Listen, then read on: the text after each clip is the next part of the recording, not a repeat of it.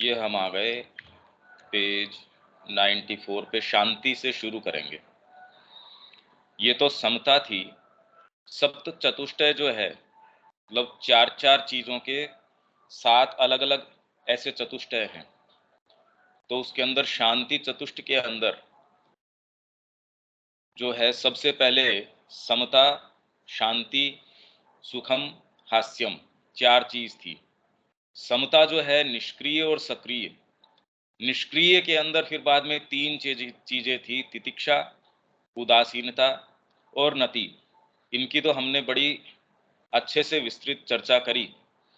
और फिर बाद में सक्रिय समता, जिसके अंदर अब ये सक्रिय हमारा, कल वैसे तो हमने किया था रस, प्रीति और आनंद। ये तीनों चीजें सक्रिय के अंदर हैं। आज हम आ गए शांति के ऊपर। हाँ दीपक।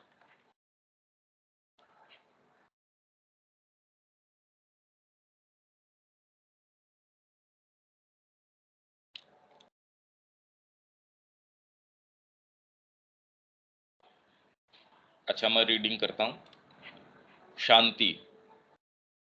जब समता सिद्ध हो जाती है, केवल तभी संपूर्ण तंत्र में पूर्ण शांति हो सकती है।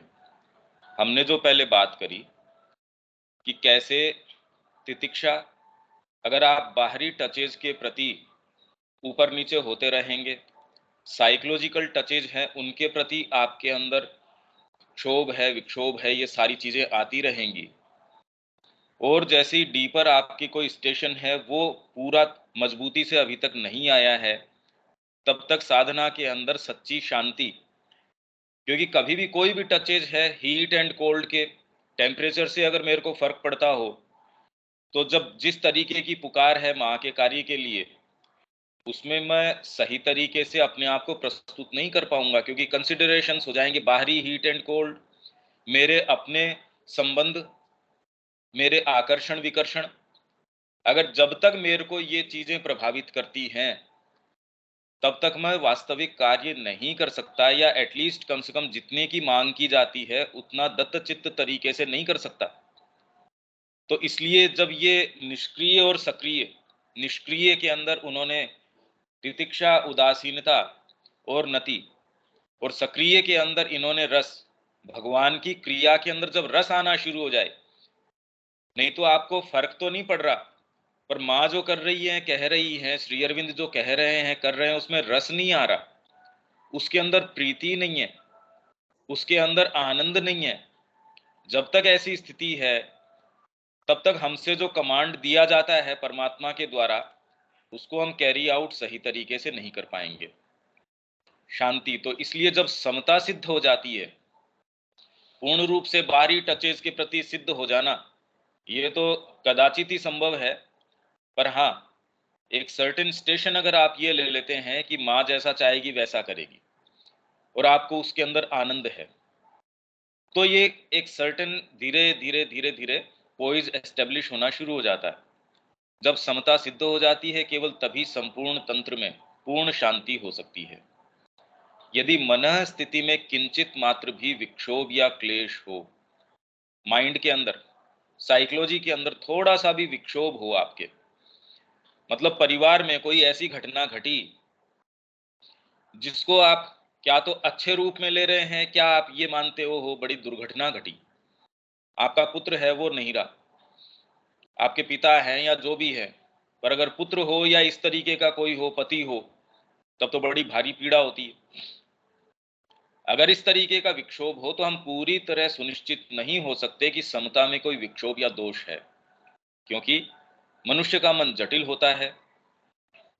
और जब हम बुद्धि में अपने आप को पूरी तरह से उदासीनता या नति में स्थिर कर लेते हैं, तब भी अन्य भागों में विद्रोह, बेचैनी, खीज, असंतोष हो सकते हैं।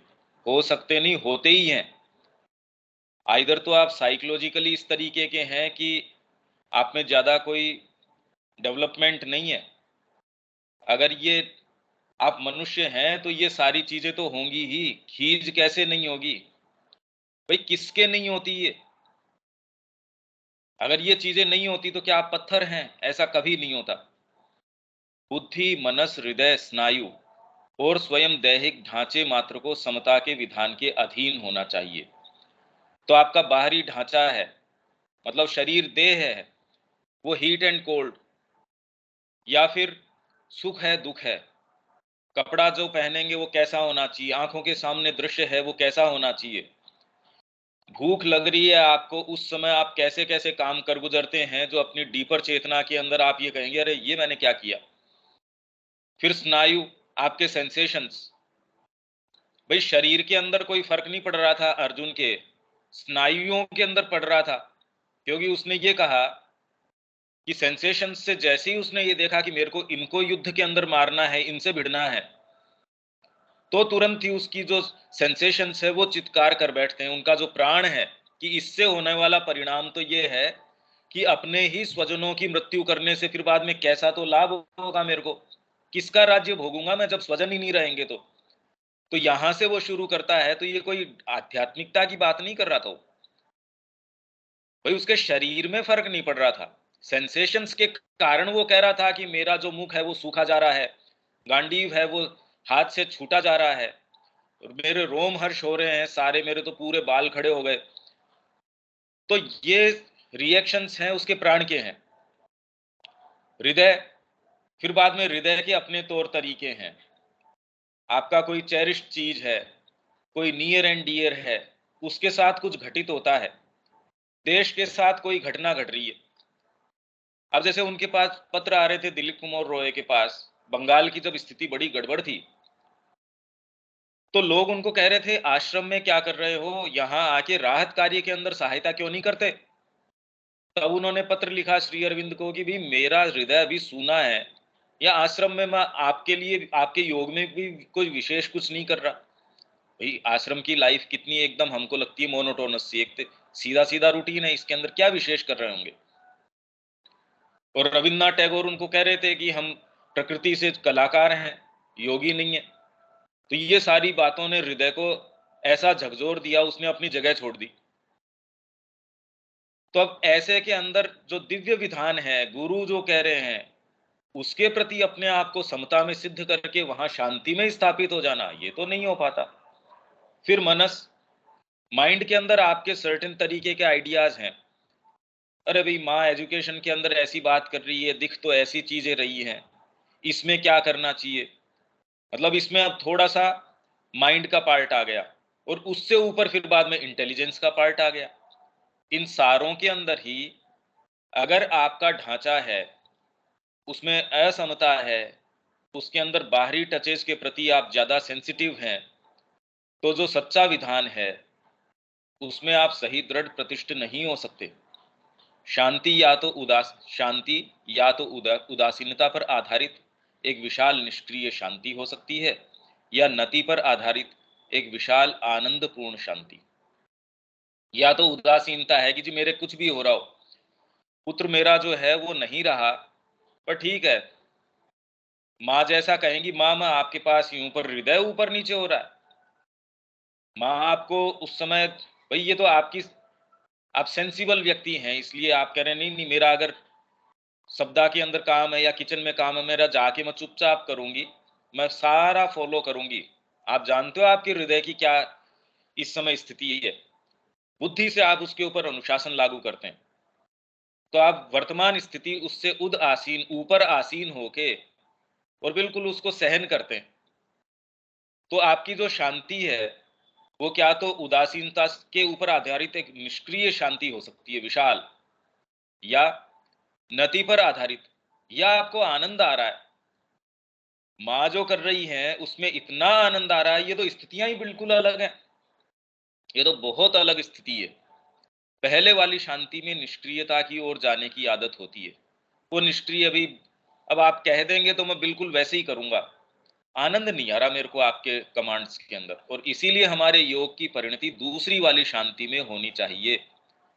मेरे को फर्क नहीं पड़ता, मेरे को मतलब नहीं है, मैं तो बस तटस्थ तरीके से माँ का काम करता हूँ, ये वाली जो भावना है जनरली ये निष्क्रियता के अंदर लेके जाती है। ये कहीं ना कहीं इससे उठती है कि मेरे सर्टेन चीजों के प्रति रिजेंटमेंट है, मैं, मेरा समर्पण सही नहीं है। हाँ थोड़ा सा बुद्धि विकसित है बस, डीपर भाव अभी तक स्थापित नहीं हुआ है। सुख, क्योंकि हमने इसके अंदर क्या, अब ये सुख आ गया, दुख से विषाद से पूर्ण राहत और मुक्ति ही सुख है, जो समता और शांति की पूर्णता से आता है। समता और शांति जब पूर्ण रूप से स्थापित हो जाती है, तो जो है विषाद, दुख से विषाद से पूर्ण राहत और मुक्ति ही, कि आप कोई भी कंडीशन के अंदर दुखी हो ही नहीं सकते। भी परमात्मा दुखी नहीं हो सकता।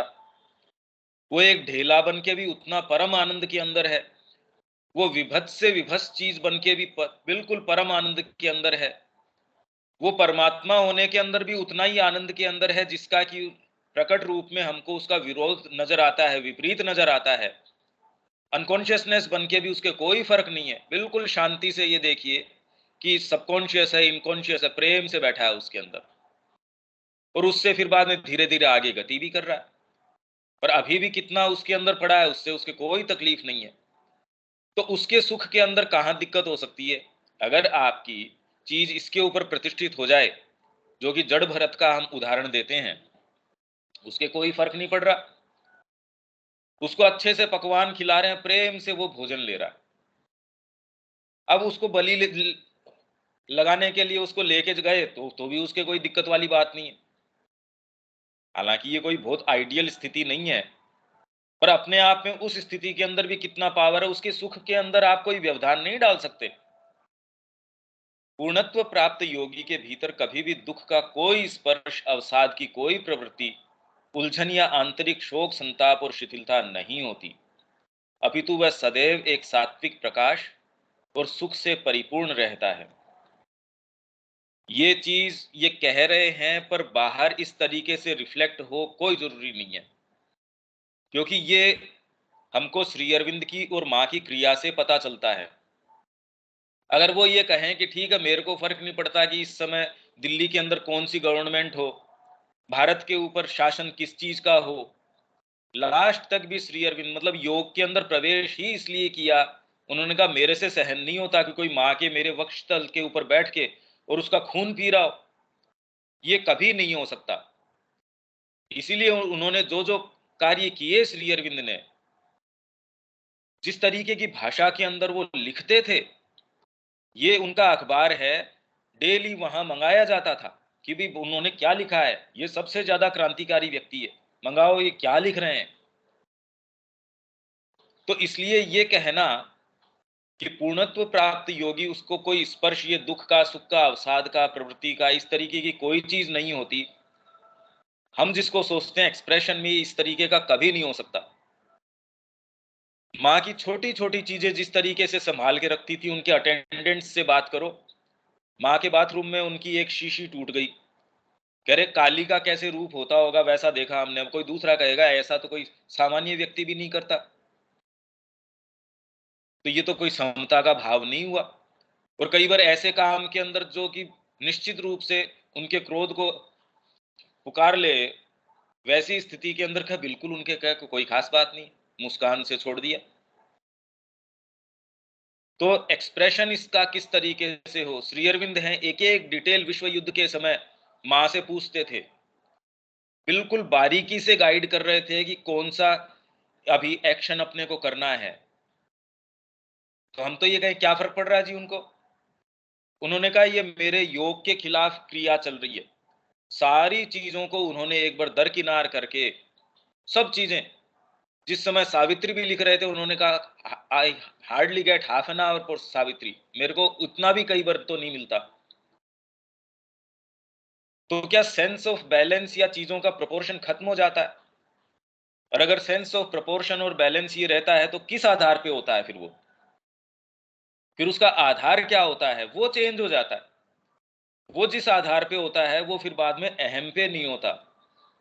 वो आप इतने पूर्ण रूप से गिवन है कि फिर आप जो क्रिया करते हैं वो सामान्य आधार के ऊपर नहीं होती, वो शिफ्ट हो जाता है। वो तो जिस दिन आप ये संकल्प लेते हैं मां मैं आपका हूं, और वास्तव में आपकी आत्मा ने आके बाहरी चेतना में एक बार ये इंप्रेशन डाल दिया, तो एज इफ एक ब्रिज फॉर्म हो गया। हाँ, एक्सप्रेशन उसका कब आएगा, कब वो सारी चीजों को अपने में एनकम्पास करेगा और सब में एक्सप्रेस कर पाएगा, वो तो एक बहुत लंबी, ये तो साधना की पूरी स्थिति हो गई। पर मैं ये कह रहा हूं कि जब हम ये एक्सप्रेशंस पढ़ते हैं तो हमको इसको प्रैक्टिकल में कैसे होता है वो समझने की जरूरत है।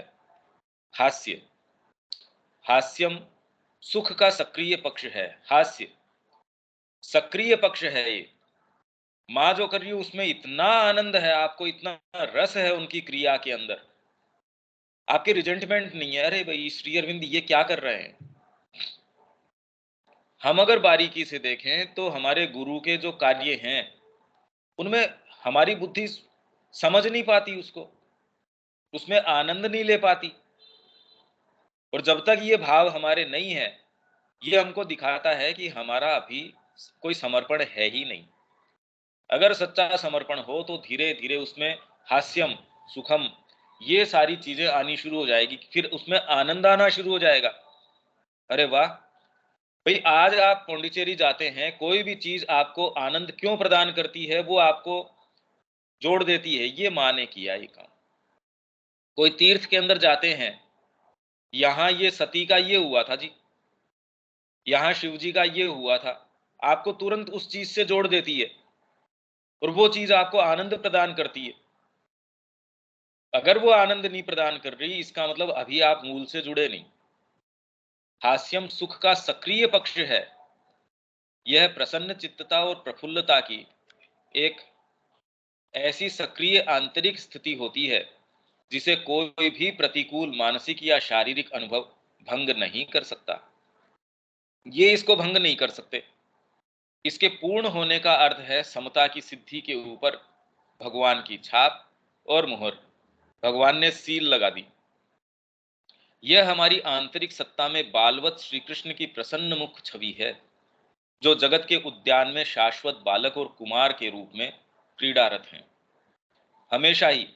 मतलब इसको हम कैसे अगर सिंबॉलिकली उपमा के रूप में दिखाना हो तो ये प्रसन्न छवि श्री कृष्ण के रूप में है, बालवत।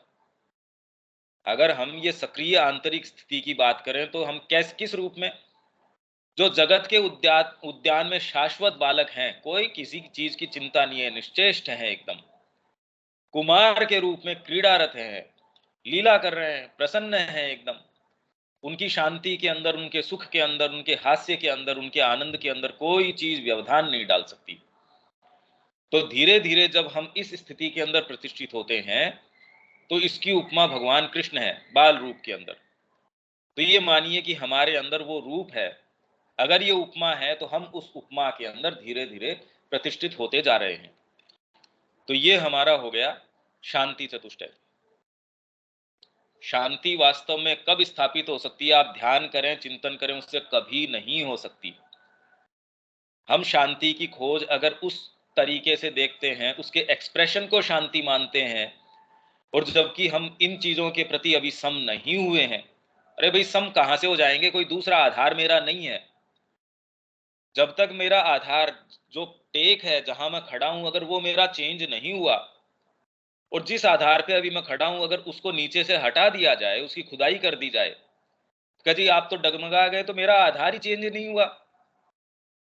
मतलब सीधी, अगर सीधी भाषा के अंदर बात करें, आपके पांव के नीचे की जमीन को अगर खोद दिया जाए, फिर कह जी आप तो डगमगा गए। इधर तो आपको हवा में खड़े रहने की आदत हो, या आपका आधार चेंज हो गया हो। साधना जो है आपका आधार बिल्कुल चेंज कर देती है। तो कोई फर्क नहीं पड़ता, आपका स्वयं का मकान है, आप दूसरी जगह शिफ्ट हो गए, उसको डिमोलिश किया नया बनाने के लिए, तो वैसे ही साधना में आपका स्टेशन डीपर हो गया। अब आपका बाहरी जो फ्रेमवर्क है, आपका साइकोलॉजिकल फ्रेमवर्क है, वो अगर रीस्ट्रक्चर भी हो रहा है, और होता ही है, नहीं तो साधना का अर्थ क्या है, वो बिल्कुल रीस्ट्रक्चर होता है। पर क्योंकि आप स्टेशन डीपर हैं, आपको विशेष उतना कोई फर्क नहीं पड़ता। तब आप, और जितना ही उस पे स्टेशन है, आप शांत हैं। क्योंकि आप विचलित क्यों हो रहे हैं, क्योंकि आपके आधार डगमगा रहा है, और वो अगर चेंज हो गया, डीपर के अंदर चला गया, माँ के ऊपर है, तो अच्छे से अच्छी अच्छी भली चीजों को भी आप बिल्कुल आत्मसात कर सकते हैं, आप बिल्कुल उससे विचलित नहीं होंगे। ये सारी की सारी चीजें हैं, श्री अरविंद ने इनका प्रयोग किया श्री अरविंद ने इन चीजों को अनुभूत किया। रिकॉर्ड ऑफ योग का मतलब ये है, श्री अरविंद ने आज से पहले की जो भी आध्यात्मिकता में ये सारी चीजें हैं, उनको खाली किसी विचार के रूप में नहीं, उनको सिद्ध किया है। ये उसका रिकॉर्ड है। श्री अरविंद एक्सप्लेनेशन किसी को नहीं दे रहे, इन्होंने स्वयं अपने लिए ये डायरी लिखी, इन्होंने अपनी ये डायरी मेंटेन करी, जिसके अंदर वो डेट वाइज चलते थे। आज ये हुआ, आज ये हुआ, ये आगे आने वाली हैं। डायरी की प्रविष्टियां आगे आने वाली हैं, डेट्स की एंट्रीज जो हैं वो आगे आएंगी। हमने तो कुछ कुछ ही, बहुत थोड़ा ही, वो तो दो मोटे मोटे वॉल्यूम है, 700-800 पेजों के दो वॉल्यूम है, 1400 पेज का काम होगा। आप सोचिए, मतलब एक एक काम कैसा उनका विशिष्ट। अब शक्ति चतुष्ट है, यहां तक कोई बात है क्या किसी के भी? दीपक, आगे चलें क्या? गौरव? बाकी हाँ, इसके अंदर ये है कि पीछे की जो समता के विषय में रिकॉर्डिंग थी वो बहुत ज्यादा इंपॉर्टेंट थी। जिसकी भी चूक गई हो वो उसको सुन ले, फिर हम आगे वाले चतुष्टय पे चल सकते हैं। शब्या जी आगे चल सकते हैं क्या? दीपक आगे चलें? हाँ, शक्ति चतुष्टय। हाँ, इसके निचले तंत्र अर्थात मन, प्राण और शरीर, मनस, प्राण, अन्नम, निचला तंत्र हो गया ये। और ऊपर का तंत्र कौन सा हो गया भाई? अन्नमय कोश, प्राणमय कोश, मनोमय कोश, उसके ऊपर विज्ञानमय कोश, और उसके ऊपर आनंदमय कोश, उसके ऊपर है, उसके ऊपर आनंदमय हो गया। तो ये निचला जो है, निचला तंत्र है ये, कि आंतरिक त्रिलोक में स्वभाव या प्रकृति की सिद्धि कहा जा सकता है इसे। किसे? जो ये हम ऊपर शक्ति चतुष्ट है, ये टाइटल है। एक उच्च दृष्टिकोण से इसे यूं कहा जा सकता है, यह इन तीन कोशों में कार्यरत भागवत शक्ति की सिद्धि है। भागवत शक्ति जो है सिद्ध हो जाती है इन तीन कोशों के अंदर। भाई जब हम ये कहें अष्ट सिद्धि नवनिधि, कौन सी है वो 8 सिद्धियां? और नवनिधि 9 निधियां हैं। एक एक जो है श्री अरविंद ने सबको प्रैक्टिस करी, सारों को सिद्ध किया, सारी सिद्धियां। तो ये, और एक एक के अंदर भी कई विभाग हैं। जैसे हमने सब समता का देखा, अब उसके अंदर निष्क्रिय है और सक्रिय है। अब इसके अंदर क्या चीज है? वीर्य, शक्ति, चंडी भाव, श्रद्धा। ये दूसरा चतुष्टय हो गया। मतलब 4-4 के 7 टुकड़े, सप्त चतुष्टय। अब पहला वाला हो गया, दूसरा वाला ये हो गया, जिसमें 4 चीजें होगी: वीर्य, शक्ति, चंडी भाव और श्रद्धा। वीर्य, वीर्य के अंदर अब आपके आ गया चातुर्वर्ण। वीर्य का अर्थ मूलभूत स्वभाव शक्ति या दिव्य स्वभाव की ऊर्जा से है, जो चातुर्वर्ण के चतुर्विध प्रकार में स्वयं को अभिव्यक्त करती है। ये आपकी मूल स्वभाव शक्ति है, जिसको गीता कह रही है कि आपके सरफेस भाव से, जैसे अभी हम जहां भी जिस भी सरफेस भाव में हैं, उससे धीरे धीरे हमारा मूल जो स्वभाव है उसके अंदर जाएं, और उस मूल स्वभाव से मद भाव के अंदर जाएं, परमात्मा को जो भाव है उसमें। ये चतुर्विद, इसकी तो हमने अच्छे से चर्चा करी भी थी, तो इसलिए यहां इसके अंदर विशेष जाने की हमको आवश्यकता नहीं है। बस मैं इस जो ये सेंटेंसेज है, अगर उसमें कोई चीज क्लियर न होगी उसमें जा सकते हैं। तो ये चातुर्वर्ण्य के चतुर्विध प्रकार में स्वयं को अभिव्यक्त करती है। कैसे? पहला है ब्राह्मण्यम में, ब्रह्म शक्ति, ब्रह्म तेजस के रूप में। ब्रह्म तेज है इसके अंदर। ब्रह्म तेज का मतलब ये नहीं कि कोई शूद्र के अंदर ये नहीं हो सकता। अगर वर्ण उसका ब्राह्मण का है, शूद्र जाति के अंदर पैदा हुआ है, उससे क्या फर्क पड़ता है? इतने इतने गुरु हुए हैं जिनके ब्राह्मण जो है, मतलब शूद्र वर्ण के अंदर, वो शूद्र जाति के अंदर पैदा हुआ, और उसके जो शिष्य हैं वो कैसे कैसे लोग हैं, वो ब्राह्मण भी हैं, और उनको कोई दिक्कत नहीं थी, कहीं कोई किसी के समस्या नहीं थी उसको अपने गुरु रूप में स्वीकार करने में, क्योंकि उनके ये ऊंच नीच का ये भाव था ही नहीं। जिस तरीके से आज ये प्रोपेगेंडा फैलाया जाता है, ब्राह्मणवाद, ये वाद, ऐसा कभी कुछ नहीं था।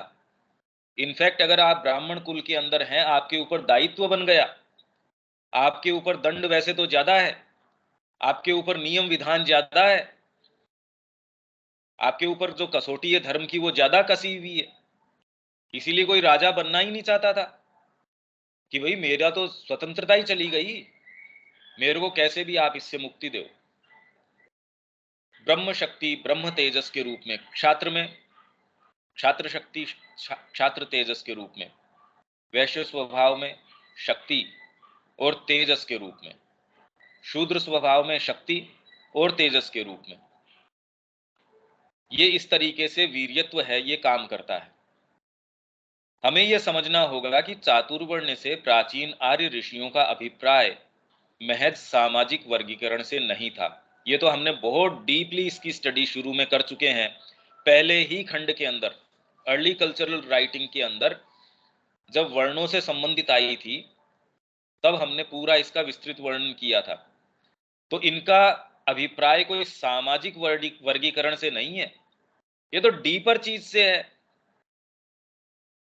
अभी तो इस संज्ञान से था, इस कोग्निजेंस, ये कोग्नाइज करते हो आप, ये रिकॉग्नाइज करते हो आप कि भगवान अपने आप को मूल स्वभाव में अभिव्यक्त करते हैं।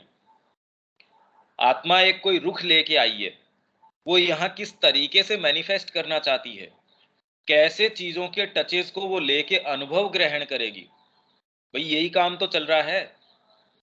आपकी आत्मा ने एक एक अपना प्रतिनिधित्व करने के लिए अंतरात्मा स्वरूप एक आपके अंदर जीव जिसको बोलते हैं वो दिया है, वो ये भाव लेके आता है, वो ही सारी चीजों के टचेज हैं, प्लेजेंट है अनप्लेजेंट है, वो ग्रहण करता है। इसीलिए वो कहते हैं अंगुष्ठ मात्रम, अंगूठे के बराबर एक ऐसी उपस्थिति है जो हमारे मन प्राण शरीर के साथ भी उसके साथ हंसती है, रोती है, उसके साथ आह्लादित होती है। इसीलिए कहते हैं इसकी आत्मा बड़ी दुख पा रही है। तो आत्मा तो अपने आप के अंदर सुख या दुख नहीं पा सकती, तो ये उक्ति का क्या मतलब हुआ? क्योंकि अगर वो अपने आप को इस बाहरी फ्रेमवर्क के साथ अंतरात्मा संलग्न न करती तो कभी भी कोई चीज के ऊपर अंकुश नहीं हो सकता था, फिर आपको रोकने वाला कोई नहीं था।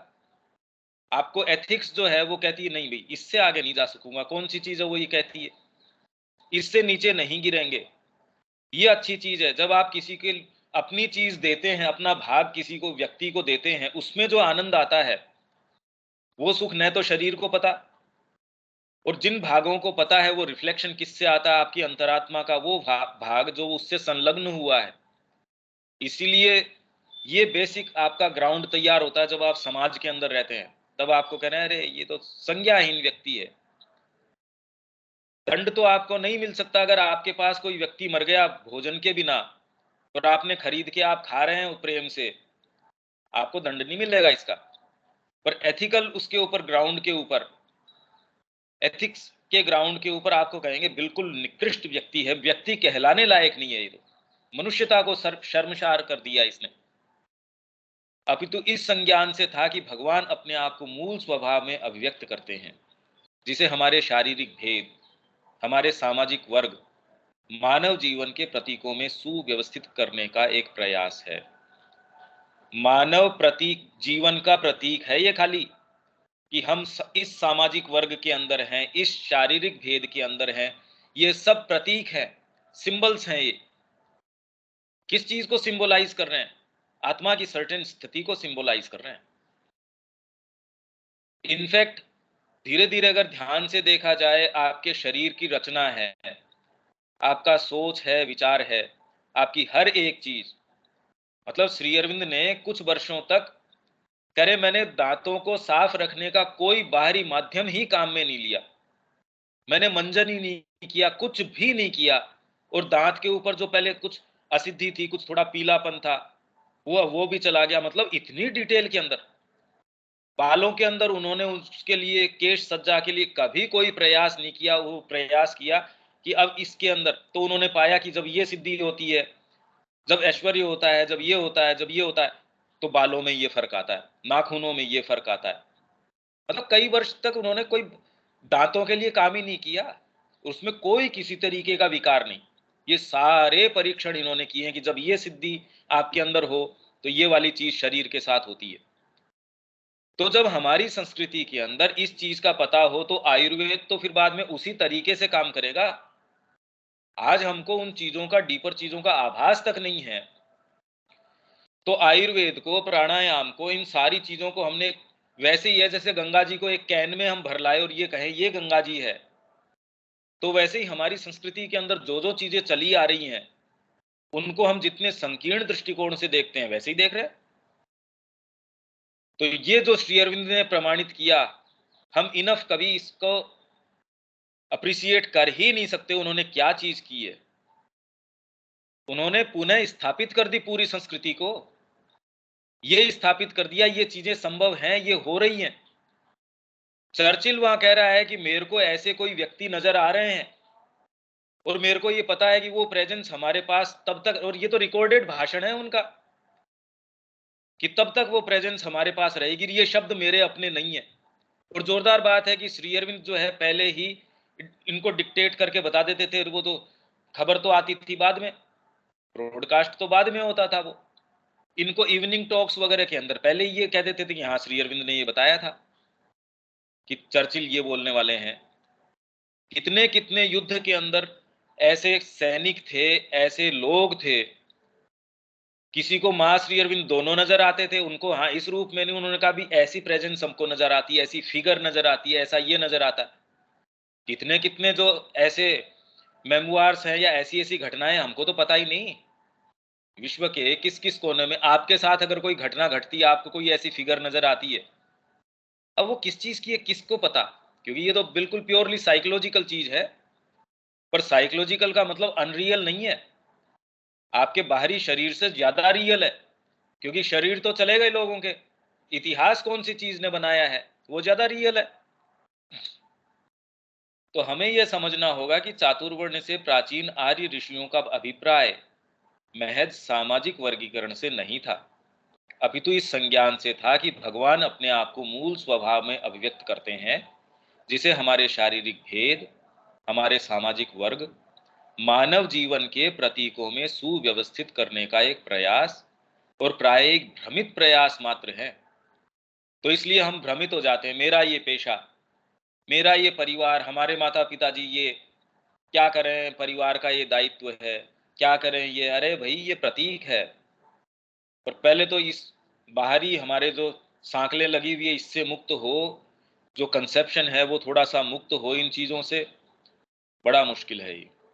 अगर हम ये पढ़ भी लें, थोड़ा सा अगर इसको समझने का प्रयास भी करें, पर एग्जीक्यूट कैसे करें, करें कैसे इसको। इसलिए सारा प्रयास इस संस्कृति का था कि आप जहां भी जिस भी अवस्था में हैं, धर्म का काम, इसीलिए अपना जो टाइटल है भारतीय संस्कृति और सनातन धर्म की महानता। क्योंकि संस्कृति के अगर प्रयास की बात की जाए तो श्री अरविंद कह रहे हैं और संस्कृतियों ने भी अपने तरीके से आत्मा, मन और आपका शरीर, भाई मन के अंदर ही आपका हृदय भी आ गया, थिंकिंग पार्ट भी आ गया, इनको कैसे तालमेल में आप रखते हैं। ग्रीक कल्चर ने अपने तरीके से किया, वेस्टर्न कल्चर ने अपने तरीके से किया। विशेषता भारतीय संस्कृति की है कि इसने इसको सर्वोपरि किया, राजा को राजा के स्थान पे आसीन किया, आपकी अंतरात्मा को उसको अपने स्थान पे आसीन किया। और सारी संस्कृति को और धर्म का क्या क्या काम रहा, व्यक्ति जहां जिस भी अवस्था में है उसको वहीं से हाथ पकड़ा और उसको कहा कि ले भैया चल, वहीं से एक पत्थर की पूजा करने के अंदर लगा दिया। दूसरे तो कहे कैसे बर्बर लोग हैं पत्थर के अंदर, अरे उसको आयाम प्रदान कर दिया आपने। आपका मन अगर उसके अंदर आकृष्ट है, धीरे धीरे आप अपनी बाहरी जो चेतना है उससे कुछ धीरे, आपका जो ये आकृष्टता है उससे उससे कम होगी भाई। सारा प्रयास किसका है कि आपका जो अहम केंद्रितता है उसका शिफ्ट कैसे हो। सारा खेल इसी चीज का है। समर्पण और किस चीज का है, आप गुरु को समर्पित करते हैं तो और क्या समर्पित करते हैं, वास्तव में तो आप लाइबिलिटी हैं। मैंने समर्पण कर दिया तो मतलब क्या, आपके बिना आप गुरु जो है बेचारा रिक्त बैठा था, वो तो कुछ था ही नहीं उसके पास आपके दिए बिना। तो इसलिए हम तो एक लाइबिलिटी है एक तरीके से। हमारे जीवन में कुछ भी शुभ का प्रवेश हुआ है वो तो उनका एक कृपा हमारे अंदर आ जाती है, कोई भी कण, तो जीवन धन्य होता है। माँ का ध्यान कर लेते हैं तो थोड़ा सा रस मिलता है, उनके प्रति कुछ कर लें तो कुछ सुख मिलता है। तो जीवन में कोई भी इसको मायना प्रदान करता है वो तो माँ करती है, तो हमने समर्पण करके कोई एहसान थोड़ी कर दिया, धन्य कर दिया अपने आप को। तो ये भ्रमित प्रयास है, प्राय ही वे महज एक हास्यास्पद नकल है और उस दिव्य चीज की विकृति होते हैं जिसे वे व्यक्त करने का प्रयास करते हैं। प्रत्येक व्यक्ति के अंदर चारों धर्म होते हैं, ये भी हम बहुत अच्छे से पढ़ चुके हैं। आप ब्राह्मण हैं, जाति की बात नहीं कर रहे, वर्ण की बात कर रहे हैं। तो अगर आप ये कहें कि विद्या अध्ययन जो है, ज्ञान पक्ष, ज्ञान आपके पास है पर नए अभियान खोलने का साहस नहीं है, आपके ज्ञान को कोई पांव के नीचे रौंद रहा है, आपने कोई प्रतिष्ठा करी भगवान की, आप उसकी पूजा कर रहे हैं, कोई आके अगर उसकी गर्दन काट रहा है, वो आप ये कहें मेरे अंदर तो ब्राह्मण का तेज है साहब, तो ब्रह्म तेज सबसे भारी तेज था, इसलिए उसकी दृष्टि मात्र से ही वो ये नहीं, अगर कोई उस तरफ आएगा उसकी दृष्टि मात्र से ही उसको खत्म कर सकता है। तो उसको क्षात्र तेज की भी आवश्यकता है। अगर माँ का आपको वास्तव में कार्य करना है तो उसके अंदर तालमेल शक्तियों का कैसे होना चाहिए। आश्रम की व्यवस्था मेरे को संभालनी है, किस व्यक्ति को कौन सा कार्य देने से उसके लिए सुविधा होगी, इस चीज का सेंस। एक जने को अब आवश्यकता डाइनिंग हॉल के अंदर है, उसको मैं बिठा रहा हूं कि अभी ये तो कलाकार है तो मैं इसको कलाकृति करने बिठा दूं, अभी इस चीज की आवश्यकता क्या है, अभी तुरंत के अंदर किस चीज की आवश्यकता है, इस चीज का भान, किस समय विशेष के ऊपर आपकी एनर्जी को कहां नियुक्त करना है, कितना नियुक्त करना है, किस तरीके से नियुक्त करना है, साहस बहुत है। तो क्या करें आप, जबरदस्ती किसी को तोड़ दे विध्वंस कर दें, ये तो बेवकूफी है। तो उसके अंदर आपको वैश्य की वृत्ति है, फिर बाद में शूद्र डिटेल के अंदर कि आपको ये करना है, तो माँ पैकिंग भी परफेक्टली कैसे करनी है वो बताती थी। वो स्टैंडर्ड्स वो कह रहे हैं, आज भी हम जो पुराने लोग हैं वो कह रहे हैं भाई ये माँ तो सब्जी ऐसी होनी चाहिए। और कौन सी चीज है कौन जो माँ ने अपने पत्रों के माध्यम से न बताई हो। अभी तो एक वॉल्यूम और आ गया माँ का, जिसके अंदर साधकों से वो पत्र व्यवहार कर रही है, एक एक को डिटेल के अंदर, बागवानी के अंदर अगले को कह रही है ये, किचन के अंदर कोई हमारे मैनेजमेंट के अंदर जिस तरीके की समस्याएं कैसे करें चेतना के आधार पे, कौन सी चीज छोड़ी माँ ने, एग्जीक्यूशन के अंदर कौन सी चीज छोड़ दी, और श्री अरविंद ने व्यापक रूपरेखा देने के अंदर कौन सी जो मानव कल्पना के अंदर आ सकती है या उससे बिल्कुल परे है, तो कौन सी कोई चीज नहीं छोड़ी।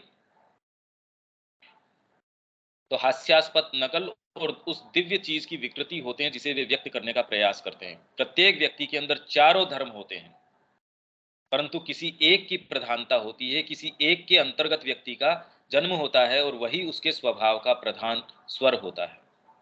वो प्रधान स्वर हो सकता है और उसके सभी कर्मों के तौर तरीके और ढांचे को निर्धारित करता है। शेष सभी कुछ इस प्रधान प्रकार के अधीन होता है। प्रधान आपका प्रकार जो भी है, क्षत्रिय वर्ण है तो उसको ज्ञान पक्ष आएगा तो भी एक रंग, उसका प्रधान जो रंग है वो क्षत्रिय का है। डिटेल के अंदर सेवा करेगा, डिटेल के अंदर वैश्य वृत्ति की कैसे आपकी शक्ति का नियोजन बढ़िया से बढ़िया तरीके से हो। भाई माँ का आप जब कार्य करेंगे, पर इससे कोई फर्क नहीं पड़ता। देखिए जब आप गिवन है माँ को, आप दिए हुए हैं अपने आप को, माँ की कृपा, माँ की वाणी ऑटोमेटिकली आपको जिस तरह जैसे जब जो चीज करवानी होगी वो आपके हृदय के अंदर कहेगी। वो अगर ब्राह्मणत्व है तो ब्राह्मणत्व अच्छा है, भी कोई बढ़ई कोई चीज काम में ले रहा है, जिस समय जो चीज उसको आवश्यक है वैसी काम में ले लेगा। अब सबके हाथ की लंबाई अलग है, काम में लेने का तरीका अलग है, पर इससे क्या फर्क पड़ गया भाई। तो वैसे ही काम में लेने वाला कौन है और किस तरीके से काम में लेगा, कोई विशेष फर्क नहीं पड़ता। इनफैक्ट ये तो विशेषता ये इसी चीज की है कि ये आपका विशेष रुख है, आपकी यही तो इंडिविजुअलिटी है, आप में जो अंतरात्मा है यही तो उसकी विशेषता है कि कोई भी पत्ता पत्ता अलग है, सब सब अलग हैं, यही तो डिविनिटी है। यही तो आप में परमात्मा की विशेषता है कि आप सबको काम में लेंगे, पूर्ण रूप से समर्पित होंगे तो एक व्यक्ति पूर्ण रूप से माँ को समर्पित है, माँ उन्मुक्त तरीके से उससे काम में ले रही है, तो दूसरा व्यक्ति भी परमात्मा का जो अंश है वो भी पूर्ण रूप से अपनी क्रिया करे, तो दोनों बिल्कुल अच्छे से मैनिफेस्ट कर सकते हैं। भाई क्या दिक्कत है, उनके तो अनंत आयाम है, तो ये भी कर सकता है, ये भी कर सकता है। कोई भी ब्राह्मण तब तक पूर्ण ब्राह्मण नहीं है जब तक कि उसमें क्षात्र तेज, वैश्य शक्ति और शूद्र शक्ति न हो। ये तो हम अभी कर ही चुके और पहले भी करी हमने। लेकिन सभी को उसके पूर्ण ब्राह्मण्यम की सहायता करनी होगी। मतलब बाकी तीनों चीजों को, क्षात्र वैश्य शूद्र, इन शक्तियों को उसके ब्राह्मण्यम की सहायता करनी होगी। ये नहीं कि अपने आप के अंदर क्षात्र तेज लेके निकल गया या वैश्य शक्ति के पीछे पागल हो गया हो ना। भगवान स्वयं को 4 प्रजातियों या गीता वर्णित चत्वारो मनवह अर्थात मनुओं के रूप में प्रकट करते हैं, 4 मनु। अब इनको हम कैसे कमेंट्री करें भाई, उसके अंदर जो श्लोक है, जैसे इसके अंदर श्री अरविंद इस तरीके से इंटरप्रेट कर रहे हैं, क्या प्रामाणिकता है हमारे पास कि गीता को इस तरीके से लेना चाहिए। इसीलिए श्री अरविंद कह रहे हैं, then he placed the Gita in my hands, तब भगवान ने गीता मेरे हाथ के अंदर दे दी और इसलिए मैं उसके अंदर प्रवेश कर पाया, उसको समझ पाया, उसके रहस्यों में प्रवेश कर पाया। और प्रत्येक व्यक्ति में से और प्रत्येक व्यक्ति 4 में से किसी एक के अंश में पैदा होता है। पहले का विशिष्ट लक्षण होता है ज्ञान और विशालता, ब्राह्मण्यम का। दूसरे का वीरता और बल। तीसरे का निपुणता और उपभोग। निपुणता, ये दक्षता कि आपकी एनर्जी को कितने सुंदर ढंग से, मतलब आपके मीन्स को आपके एंड्स के अनुकूल करके कैसे ज्यादा से ज्यादा लगाया जाए। भाई व्यापार के अंदर हम ये देखते हैं कि उस ओर से सपोज मेरा साउथ से कोई ट्रक आने वाला है, आप इस तरीके से करेंगे कि भी कौन सी डेट को मंगाएं कि इसमें ज्यादा से ज्यादा माल आ जाए, कौन से को मंगाए। ये तो जितना ही निपुणता से आप इसको करते हैं, आप ये पाएंगे आपका समय, आपके रिसोर्सेज, आपकी जो एफिशिएंसी है वो सारी की सारी इससे कितनी बढ़ जाती है। और व्यापार के अंदर या इनके अंदर क्या है कि आप कितना तरीके से इस चीज को मैनेज करते हैं। और उपभोग, हालांकि उपभोग और निपुणता हम जिन अर्थों में मानते हैं वो नहीं, क्योंकि ये तो निपुणता नहीं है कि कुछ पैसों के लिए हम अपने जीवन को, जिनमें एस्पिरेशन है और वो कोड़ियों के भाव दे रहे हैं, ये तो निपुणता का है, तो महामूर्खता है। मेरे पास हीरे हैं, उसकी थैली को मैं बिखरा रहा हूं ऐसी कोड़ियों के लिए जिसका कोई मोल नहीं है, वो भी खरी नहीं है। जिन पैसों के लिए मैं कर रहा हूं, उससे न तो मेरे को अपना शारीरिक सुख प्राप्त हो रहा, मतलब जीवन की जो मूलभूत आवश्यकताएं हैं वो भी पूरी नहीं हो रही, न मैं समय से भोजन कर पा रहा, न मैं परिवार के साथ समय बिता पा रहा, न मेरे को अच्छा कोई परिवार के अंदर या बाहर कोई वातावरण है, न मेरी जो डीलिंग है वो कोई मनुष्यता के स्तर के ऊपर है, झूठ सच करना पड़ता सारे दिन। अब किस आधार के ऊपर हम इसको जस्टिफाई कर रहे हैं। हाँ, जो पशु है उसके लिए ठीक है, पर अगर मैं अपनी एनर्जी कहता हूं माँ के लिए है, उस कसौटी के ऊपर उसको उतार के देखो तो ये निपुणता है या बेवकूफी है। ये तो कोई निपुणता नहीं है। निपुणता तो आपकी मिनिमम एनर्जी अगर उसमें दे, निपुणता किस चीज में, अगर आपको व्यापार भी करना है तो इस तरीके का कि मिनिमम आपकी एनर्जी उसमें जाए, बाकी तो आपकी एनर्जी आपके डीपर पार्ट्स में जानी चाहिए। जब विज्ञान वगैरह के विषय में बात हुई तो मां श्री अरविंद का ये कहना है कि अगर मनुष्यता सही तरीके से काम में ले तो जिन चीजों के अंदर वो अपना समय व्यतीत करती है उसकी आवश्यकता ही नहीं है भाई। अगर आपको पेट पालना ही है तो भी 24 घंटे उसके लिए काम करने की आवश्यकता नहीं है। आपके पास डीपर मुद्दे हैं, डीपर चीजें हैं, आप अपने आप के उन चीजों को तो समय दे ही नहीं पाते। मैं बैठा हूं, मेरे पास बहुत एक सबसे अच्छे मॉडल का मोबाइल है, ये निपुणता है, मैं उसके अंदर बैठा हूं 2 घंटे उसमें माथाफोटी कर रहा हूं, ये कौन सी निपुणता है भाई। मेरे पास कोई किसी कारण से है, पर मेरे एंड्स क्या हैं उसके तरीके से मैं मीन्स को अगर ऑर्गेनाइज नहीं करूं, ये महामूर्खता है। जो कि हम देख पा रहे हैं किस भाव पे कौन सी चीज हम कर रहे हैं, तो ये तो वैश्यवृत्ति नहीं है। और उसका उपभोग, उपभोग तो हम कर ही नहीं पा रहे, न हमारे शरीर के फ्रेमवर्क का, न हमारे साइकोलॉजी के अंदर कितने कितनी एस्थेटिक बीइंग है, एथिकल बीइंग है, इनका रसास्वादन हम कर ही नहीं सकते।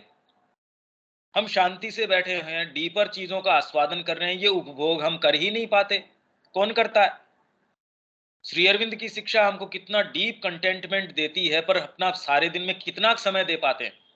तो आप ये देख लीजिए कि उपभोग के मापदंड पे भी न तो निपुणता पे हम उतरते, हम ये कहें जी हम तो वैश्य वृत्ति वाले हैं, तो न तो आप में निपुणता है और न उपभोग है। वैश्य भी समझदार वो है कि भाई इतनी एनर्जी इसमें देनी नहीं चाहिए, तुरंत उसको दिख जाना चाहिए। भाई आपको एक खाली प्लॉट दिखा, तुरंत आपने विजुअलाइज किया कि इसमें ये तरीके से हम बनाएंगे, या आप मेरा बजट ये है तो इसमें निर्माण इतने बढ़िया तरीके से करो कि मिनिमम तरीके से मैक्सिमम मेरा आउटपुट आए। ये निपुणता है। तो व्यापार में भी अगर हम ये नहीं कर पा रहे तो ये निपुणता नहीं है, ये तो उसका उल्टा है। उपभोग तो हम कर ही नहीं पा रहे। भाई अगर हम पशुवृत्ति अपनाते हैं और परिवार के अंदर उसी तरीके से रहते हैं, समाज में भी उसी तरीके से रहते हैं, तो समाज की भी डीपर चीजें हमसे जो वो कह पाती, हम उसके साथ जो कर पाते। आप अपने अहम के लिए जो चीज करते हैं, उसके अलावा आपने पाया होगा कि किसी दूसरे के लिए अगर दान कर देते हैं कोई चीज वास्तव में, तो आपको डीपर कंटेंटमेंट होता है। जब आप कोई ऐसी चीज करते हैं, आप खुद ने देखा है कि एक के अंदर कोई चीज आपके मुंह में कड़वा टेस्ट छोड़ती है और एक दूसरी चीज है वो अच्छा टेस्ट छोड़ती है। यह है उपभोग, कि आप अपने जीवन के अंदर चीजों का रस किस तरीके से ले रहे हैं। भाई आप जिस तरीके से ले रहे हैं भोजन के अंदर, अपने परिवार के अंदर या पशुवृत्ति के अंदर, प्रोक्रिएशन के अंदर, ये उपभोग नहीं है।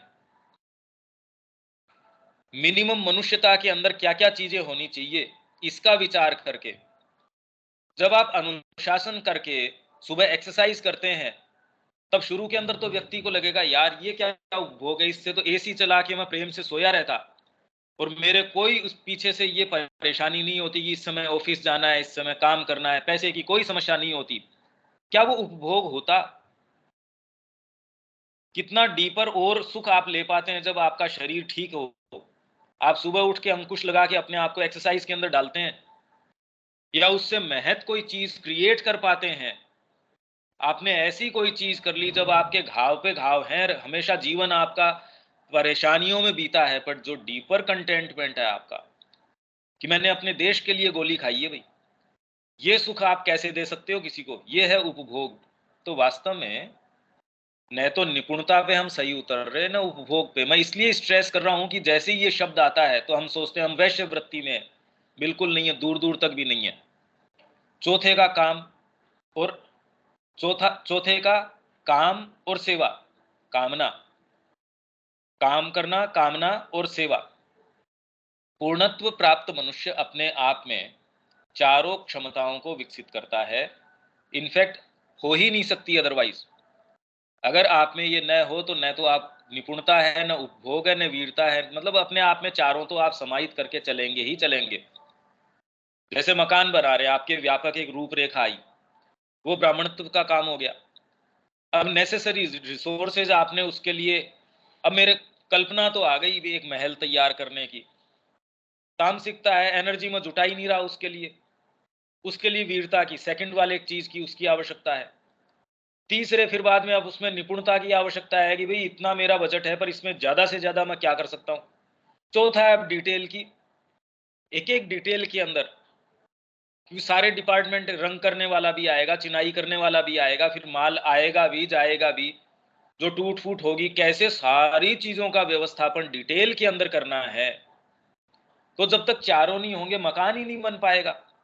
बन भी जाएगा तो वो एफिशिएंट नहीं होगा, उसमें वो पूर्णत्व नहीं होगा जो उस व्यक्ति के अंदर हो सकता है, जिनमें चारों बहुत सुंदर तरीके से हो। वो जो चीज करेगा वो चमत्कार पैदा कर देगा। तो चारों क्षमताओं को विकसित करता है और एक साथ ही ज्ञान और विशालता के देव, वीरता और बल के देव, कौशल और उपभोग के देव, कर्म और सेवा के देव से युक्त होता है। हालांकि इनमें से कोई एक प्राधान्य में होता है और दूसरों का निर्देशन और उपयोग करता है। ये कर सकता है। इनफैक्ट समय विशेष के ऊपर भी अलग अलग है। आज मेरी आवश्यकता, सपोज मैं बैठा कोई ट्रांसलेशन कर रहा हूं, इस समय एक पार्ट है, उसके अंदर जितने अंश के अंदर बाकी 3 समाहित हो सकते हैं वो हो जाएंगे। पर इस समय मैं जाके डीलिंग कर रहा हूँ फार्म हाउस के ऊपर। अब ब्रह्म ज्ञान या सावित्री का ज्ञान उस समय मैं उनके ऊपर अप्लाई करने का प्रयास करूं, इस समय तो दूसरी चीजें हैं जो ऑपरेटिव होने की आवश्यकता है। ये मूर्खता है मैं ले जाके उसको कहूं, जो मेरे स्टाफ है उससे, कि देखो श्री अरविंद ने इसके अंदर लाइफ डिवाइन के अंदर ये कहा है। अगर मेरे को बताना भी है, उनको कम्युनिकेट भी करना है तो भी कोई आदर्श तरीके से या फिलोसफी के तरीके से मैं उनको कहना शुरू कर दूं, सोचो कैसी रहे। आप अपने स्टाफ से ये जाके कहें सब बराबर हैं, सबके अंदर ब्रह्म है, तू भी ब्रह्म है, मैं भी ब्रह्म हूं, तो मिस एप्लीकेशन हो गया। तो एक ही व्यक्ति हो सकता है कि दिन की 4 एक्टिविटी में चारों चीजें काम में ले रहा हो। किसी एक विशेष कार्य के अंदर तो चारों अपने अपने तरीके से समाहित हो ही सकते हैं, पर दिन की 4 एक्टिविटी हो सकता है चारों ही आप काम में ले रहे हो। कि आप व्याख्यान भी कर रहे हैं सावित्री के ऊपर, किचन के अंदर जाके आप बर्तन एकदम डिटेल के अंदर साफ भी कर रहे हैं, शाम को आप नर्सिंग होम के अंदर जा रहे हैं और उसके अंदर जो भी पेशेंट्स हैं उनकी नर्सिंग भी कर रहे हैं, फिर बाद के अंदर आश्रम के ऊपर ऐसा कोई व्यवधान आ गया, संकट आ गया, आप उसके अंदर जाके उसके लिए लड़ भी रहे हैं। ये चारों ही काम हो सकते हैं, एक ही व्यक्ति कर सकता है, किए भी हैं। आश्रम में सारी चीजें हुई भी हैं और व्यक्तियों ने किए भी है अपने अपने तरीके से। मेन फ्रेम एक अलग हो सकता है, वो तो हो ही सकता है। ब्रह्म तेजस, अब इसके अंदर क्योंकि सबसे पहले ब्रह्म की, फिर बाद में क्षात्र की, फिर बाद में अब इसके अंदर ब्रह्म तेजस के अंदर भी क्या क्या चीजें हैं। तो अब ये देखिए, जब हम अपने शास्त्र हैं या कोई भी पुराण है जब पढ़ते हैं, जब ये चीजें आती हैं, ये टर्म्स आती हैं, कितना लाइटली हम इनको ले लेते हैं। जब अब श्री अरविंद यहाँ डिटेल के अंदर दे रहे हैं तो इसमें क्या क्या चीजें समाहित हैं। जब एक मंत्र होता है उसके अंदर जब वो टर्म आती है, वो अपने अपने अपने साथ क्या क्या चीजें, पूरी चीज लिए रहती है। इसीलिए केनोपनिषद या इन उपनिषदों के अंदर एक छोटे छोटे क्रिप्टिक स्टेटमेंट्स है, छोटे छोटे स्टेटमेंट है। जब उसकी व्याख्या श्री अरविंद या कोई भी उसकी व्याख्या करनी शुरू करता है, एक से एक परत उसमें से खुलनी शुरू होती है। पहला ही जो मंत्र है ऋग्वेद का, उसकी श्री अरविंद ने कितनी कितनी व्याख्याएं करी हैं। क्या था उसके अंदर ऐसा? कोई दूसरा कह सकता है ठीक है भैया, माइंड से है, कितने भी आप करते रहो, उसका कोई अंत तो है नहीं। बिल्कुल नहीं है ऐसी बात। ये कोई वाग विलास नहीं है कि आप कहने के सुख के लिए कह रहे हैं, ऐसा बिल्कुल नहीं है। अब ये हो गया ब्रह्म तेजस, ज्ञान लिप्सा, ज्ञान प्रकाशो, ब्रह्म वर्चस्यम, स्थैर्यम, 4 चीज हो गई। ज्ञान की लिप्सा, आपको उसके प्रति ये क्या है। आज श्री अरविंद का पढ़ लिया, अभी तो हमको बोरियत महसूस होती है उससे। अरे भाई, कुछ का ये है कि हमको हृदय में तो समझ में आता है, पढ़ने में बड़ी बोरियत होती है। ओहो, लाइफ डिवाइन कितना बोरिंग है। सुन लेते हैं हम ध्यान वाले व्यक्ति हैं, ये बहुत सुनने को आता है। ज्ञान लिप्सा, जितना पढ़े उतना आपको आनंद आता है। माने और कहां कहां उनकी क्या क्या टॉक्स हैं, उनकी क्या क्या और चीजें हैं। ज्ञान प्रकाश, ब्रह्म वर्चस्व, स्थैर्यम, अगर स्थिरता नहीं है तो ब्रह्म तेजस कैसे हो जाएगा आप में। एक दिन आप मूव्ड हैं, हम भगवान के लिए ये कर लेंगे, अभी थोड़ी देर नहीं बीती इसके अंदर आप ये कहेंगे भाई आपका भाई ये जो मैंने ये सोचा था उसमें तो थोड़ा सा कंसेशन करना पड़ेगा, ऐसा तो नहीं कर पाएंगे, ये प्रैक्टिकल नहीं है, ये नहीं है। स्थैर्यम है ही नहीं। कहां से आएगी स्थैर्यम? क्योंकि पहले तो समता और वो तो है ही नहीं। तो न तो सबसे पहले तितिक्षा है, न उदासीनता है, न उसके बाद में नति है। न तो निष्क्रिय वाली है, न सक्रिय वाली है जिसके अंदर आपको आनंद आता हो, जिसके अंदर आपका बीइंग फ्लो करता हो, वैसा भाव नहीं है। स्थैर्यम कहां से आ जाएगा? स्थिरता तो बड़ी भारी चीज है। इसलिए फिर बाद के अंदर वो अष्टांग योग के अंदर शुरू करते थे वो सबसे पहले उसको, जितने भी की स्वाध्याय है, कि आपको दृढ़ तरीके से ये यम है, नियम है, आसन है, प्राणायाम है, प्रत्याहार है, धारणा है, ध्यान है, ये सारी चीजें उसको। तो यम के अंदर भी बहुत सारी चीज थी कि यम में ये है, नियम ये है, आपको ये स्वाध्याय करना चाहिए, आपको ये आस्तेय है, ब्रह्मचर्य है, ये सारी चीजें हैं वो रखनी चाहिए। इतनी इतनी चीजों के अंदर उसको प्रतिष्ठित करते थे, तब जाके कह रहे हैं तब अब तेरी समाधि है। नहीं तो आपको समाधि लगी हुई है, हर जने की समाधि है। और हर जना कह रहा है मेरे को जो चीज प्राप्त हो गई बस वही अंतिम है और इसके लिए मैं मरने मारने को तैयार हूं। ये करने के बाद कोई सच्ची चीज शायद आपको दी जा सकती है, क्योंकि आधार नहीं है। जो चीज आपको प्रदान की जाने वाली है वो कितनी कीमती है, कितनी विशिष्ट है, अभी तो कंसेप्शन में ही नहीं है हमारे। लिप्सा, मैं इन परिभाषाओं में उस प्रकार विशेष के केवल प्रमुख गुण ही बता रहा हूं, क्योंकि मैं इसमें डीप में नहीं जा रहा। श्री अरविंद ये कह रहे हैं, इसलिए उन परिभाषाओं में खाली प्रकार विशेष की ही मैं बात कर रहा हूं। पूर्ण योगी अपनी प्रकृति को क्षीण बनाकर निष्क्रिय नहीं कर देता, अपितु उसे पूर्ण बनाता है और ईश्वर की लीला में उनकी सेवार्थ नियुक्त करने के लिए उसे ऊपर उठाता है। तो आज ये जो कहते हैं ये तो योगी है, इनको राजनीति से क्या मतलब है जी?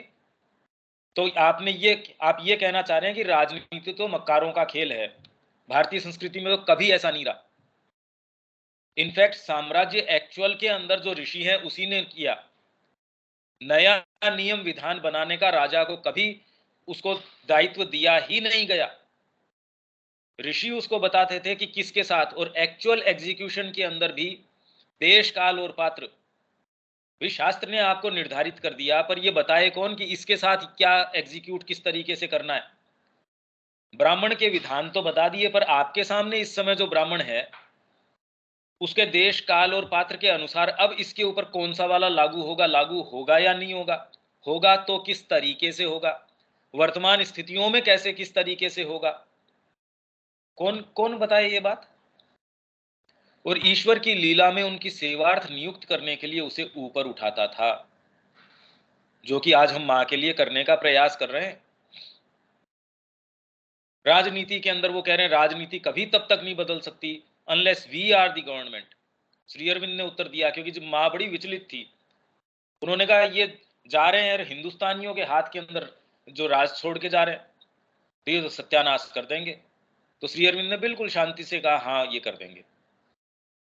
तो माँ थोड़ी सी एजिटेटेड हुई इस बात से कि भाई उनको थोड़ा कि अरे ये आप इतनी शांति से कह रहे हैं ये बात कि ये इसका सत्यानाश तो कर ही देंगे, कि माँ बहुत डीपली कंसर्न्ड थी। और कोई भी तो वास्तव में आत्मा से कंसर्न्ड है वो तो इंडियन कल्चर से क्यों नहीं कंसर्न्ड होगा। तब उन्होंने कहा कि तो इसका कोई रास्ता नहीं है। तब श्री अरविंद ने कहा things will never change in India unless we are the government.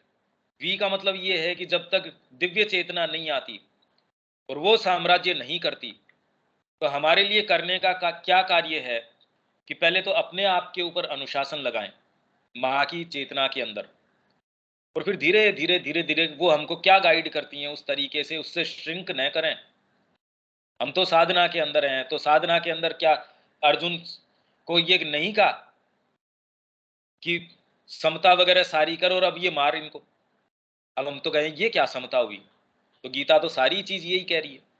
वह ज्ञान लिप्सा को स्वीकार करता है और उसे कामना से शुद्ध करके, कामना से रहित करके, शुद्ध मतलब ये नहीं कि कामना के द्वारा शुद्ध करके, ज्ञान के प्रकाश के लिए दिव्य लिप्सा प्राप्ति या हस्तगत करने की इच्छा में बदल देता है। इस व्यक्तित्व भावापन्न ब्रह्म द्वारा विषय या वस्तु में निहित ब्रह्म से दिव्य कामना रहित संपर्क साधना ही वह नया अर्थ है जो सिद्ध की भाषा में लिप्सा प्राप्त करती है। ये है सिद्ध की भाषा में लिप्सा की परिभाषा कि व्यक्तित्व भावापन्न ब्रह्म, वो ब्रह्म जिसने व्यक्तित्व धारण कर लिया है, मैं बन गया हूं आप बन गया है। वो विषय या वस्तु में निहित ब्रह्म, जो भी विषय है या वस्तु है, वो विषय से संपर्क आपका इंद्रियों के माध्यम से हो सकता है। भाई चेतना का मतलब क्या है, डीपेस्ट या किसी भी तरीके से आप किसी ऐसी चीज के संपर्क में आना। नहीं तो अगर आपके आंख नहीं हो तो आपके लिए जगत का अस्तित्व नहीं है। अगर आपके ये इंद्रियां न हो, क्योंकि आंखें नहीं है तो आप कह देंगे सुन तो सकते हैं, टच तो कर सकते हैं, मतलब कोई आधार है संपर्क साधने का। वैसे ही ध्यान आपकी डीपर अगर चीजों के अंदर आपके पास चीजें हैं जिनसे आप संपर्क साध सकते हैं, जिसमें आपका मन है, वो अलग तरीके से संपर्क संपर्क साध सकता है। मन जो है अपने आप में एक इंद्रिय भी है। मन जो है एक्चुअल में आपकी वास्तव में इंद्रिय तो मन ही है। जो भौतिक और बाहरी इंद्रियों के थ्रू काम करता है, और वाहिका भी है, जो दूसरी चीजें उसके थ्रू आती भी हैं, ये दोनों काम भी वो करता है। तो ये जो है व्यक्तित्व भावापन्न ब्रह्म जो है, वो विषय या वस्तु में निहित ब्रह्म से दिव्य कामना रहित संपर्क जब साधता है, अभी जब भावापन्न ब्रह्म है, न तो हम इस विषय में सचेतन है, और जब दूसरी चीज से संपर्क साधते हैं, चाहे वो पत्नी से है या किसी समाज से है, वस्तु से है, किसी से भी, भोजन से है, वो संपर्क भी हम कामना के निहित साधते हैं। ये जब चेंज हो जाता है, हम खुद इस भाव के अंदर स्थापित हो गए, और जो हमारी डीलिंग्स है वो इस भाव के अंदर जब आ जाती है, दिव्य कामना से रहित होके, तो सिद्ध की भाषा के अंदर लिप्सा प्राप्त कर लेती है। अब लिप्सा का तो बहुत जबरदस्त अर्थ हो गया। ये तो हम कहें एक एक शब्द जो है अपने आप में, तो ये तो संभव ही नहीं है। एक एक शब्द जो है अगर हम इस तरीके से खोलें, तो श्री अरविंद का सारा जो रिकॉर्ड ऑफ योग है, जब हम इस तरीके से पढ़ते हैं, अब ये हमको सूत्र प्रदान करता है कि जब हम पुराणों के अंदर और के अंदर लिप्सा शब्द, उसका अनुवाद किस तरीके से करते हैं वो हम नहीं कह सकते, क्योंकि अनुवाद तो अनुवाद है, पर जो श्लोक लिखे गए हैं या मंत्र लिखे गए हैं, ऑथेंटिकली जब उनको हम देखते हैं, वो इस तरीके से उनका शब्द का प्रयोग हुआ है। हमारी परंपरा से शब्दों का जो प्रयोग हुआ है वो इन अर्थों के अंदर हुआ है।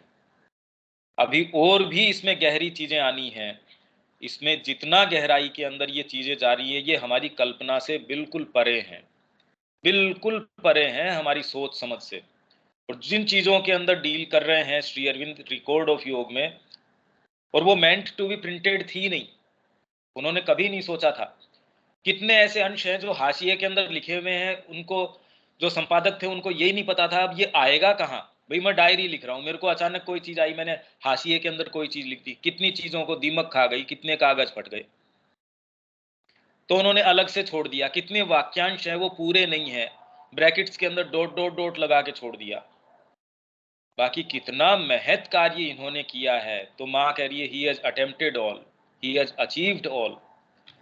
इसलिए हमारा जो लाइफ है रीपेमेंट हो ही नहीं सकता अगर हम कोई दूसरी चीज कर रहे हैं इनके संपर्क में आके।